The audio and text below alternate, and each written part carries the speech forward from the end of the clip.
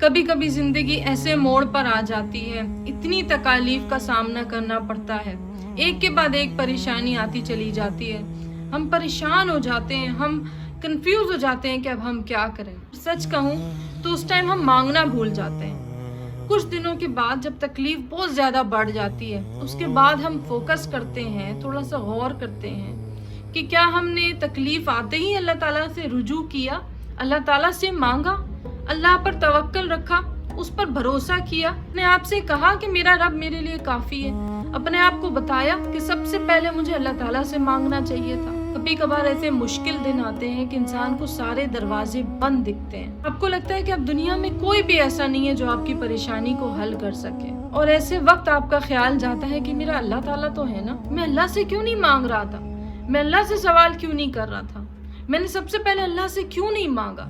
پھر انسان اپنے آپ کو کوستا ہے۔ حال ہی میں میری زندگی میں بھی کچھ ایسی پریشانی آئی جو میں اس وقت اس پلیٹ فارم پر شیئر نہیں کر سکتی، لیکن آج ہی میں نے سوچا کہ میں نے اللہ تعالیٰ سے تو مانگا ہی نہیں، اللہ تعالیٰ کے تو میں پیچھے ہی نہیں پڑی۔ جب انسان کو کوئی مشکل آ جاتی ہے، پریشانی آ جاتی ہے، تکلیف آ جاتی ہے، ہم دنیا میں رہتے ہیں، اللہ تعالیٰ نے ہمیں دنیا میں بھیجا ہے، ہم جنت میں نہیں رہتے، ہماری زندگی میں تکالیف آئیں گی، ہماری زندگی میں پریشانیاں آئیں گی۔ ایسا نہیں ہے کہ زندگی میں تکلیفیں نہیں آئیں گی، پریشانیاں نہیں آئیں گی، دکھ نہیں ملیں گے، تکلیفیں بھی آئیں گی، دکھ بھی ملیں گے، اور کبھی کبھار تو ایسا وقت آتا ہے کہ ایک کے بعد ایک تکلیف آتی چلی جاتی ہے اور آپ حیران ہو رہے ہوتے ہیں، آپ افسردہ ہو رہے ہوتے ہیں، آپ اندر سے ٹوٹ جاتے ہیں، لیکن بہت لیٹ آپ کو ریئلائز ہوتا ہے کہ میں نے اللہ تعالیٰ کی طرف رجوع ہی نہیں کیا، میں اللہ کی طرف پلٹا ہی نہیں، ریئلائز ہی نہیں ہوا کہ مجھے اللہ تعالیٰ کی طرف پلٹنا چاہیے۔ یہ وہ وقت ہوتا ہے جب آپ اللہ تعالیٰ سے دل سے مانگتے ہیں کہ یا اللہ میں اس تکلیف سے تھک گیا ہوں،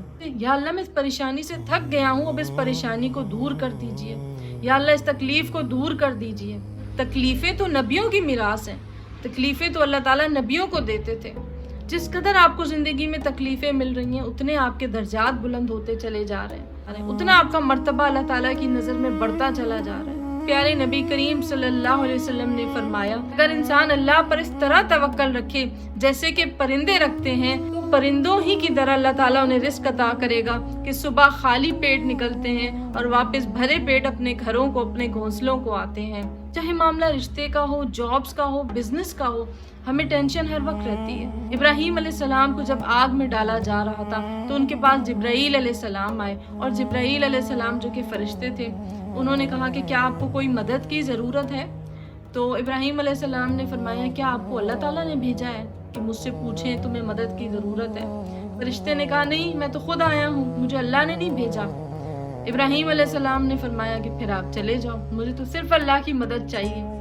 جبرائیل علیہ السلام چلے گئے اور ابراہیم علیہ السلام کو آگ میں پھینک دیا گیا۔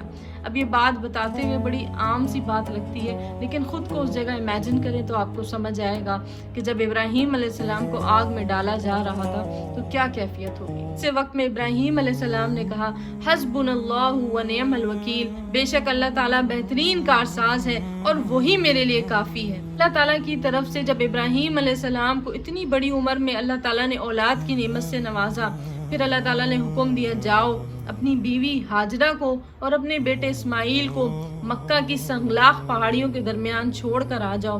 جب وہ انہیں چھوڑ کر آنے لگے تو بی بی ہاجرہ نے کہا، کیا اللہ تعالیٰ نے آپ کو یہ حکم دیا ہے؟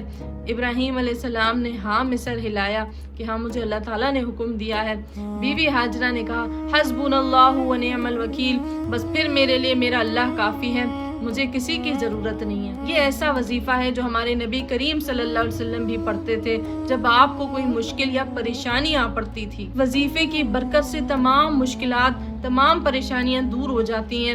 جب آپ ایگزام دے رہے ہوتے ہیں، یا آپ کا ڈرائیونگ ٹیسٹ ہوتا ہے، یا کوئی بھی ایسی چیز جس میں آپ کو کریوسٹی ہو رہی ہوتی ہے، انزائٹی ہو رہی ہوتی ہے کہ پتہ نہیں کیا ہوگا، کہیں میں پاس ہوں گا نہیں ہوں گا، رشتے کا معاملہ ہے، بزنس کا معاملہ ہے، جاب کا معاملہ ہے، ویزا کا معاملہ ہے، کوئی بھی معاملہ ہو، اس کے لیے آپ حسبنا اللہ و نعم الوکیل کا یہ وظیفہ کر سکتے ہیں۔ हस्बुनल्लाहु व निअमल वकील, इस वजीफे को आपने रोजाना 1000 मरतबा पढ़ना है। उसके बाद आपने 1 मरतबा सुबहानक अल्लाहुम्मा आखिर तक पढ़ना है, 1 बार दुरूद शरीफ पढ़ना है, और उसके बाद इस तरह हाथ फैलाकर किबले की तरफ होकर आपने अल्लाह ताला से दुआ करनी है कि या अल्लाह मेरा ये मकसद है, इस मकसद को कबूल कर ले।